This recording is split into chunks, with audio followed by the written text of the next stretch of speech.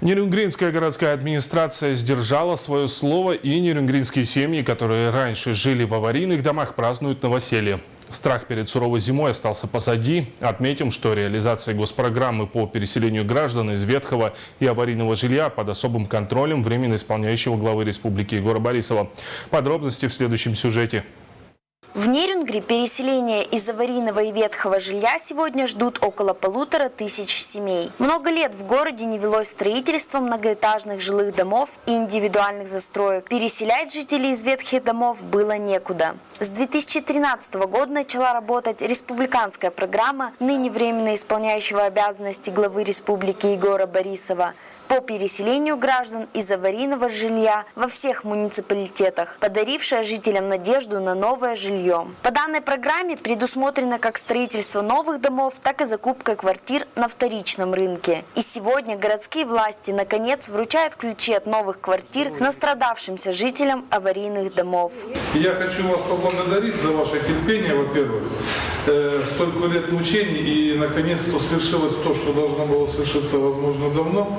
Я вас от души поздравляю. Я хочу пожелать, чтобы ваш дом был полностью. Спасибо. И ваша семья, огромное спасибо.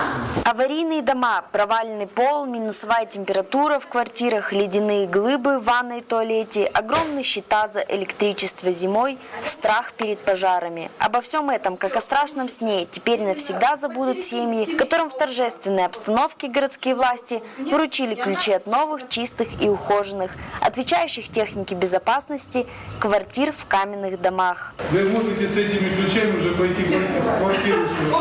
Адрес здесь указанный, сходите в эту квартиру прямо сейчас, посмотрите, а завтра подойдете, сегодня занято, подойдете, оформите документы. Хорошо. Спасибо. Ага, спасибо.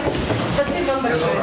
Наконец, с 2014 года жильем будут обеспечены 363 семьи. До 2017 года городским властям останется переселить около 1000 семей. Программа переселения в Нерюнгри успешно решается. Такие позитивные перемены очень важны для нерюнгринцев. Курс правительства республики вот уже год как работает в правильном направлении. И переезд в новое жилье для нерюнгринцев теперь не мечта, а реальность. Екатерина Павлова, Дмитрий Горбов, НВК.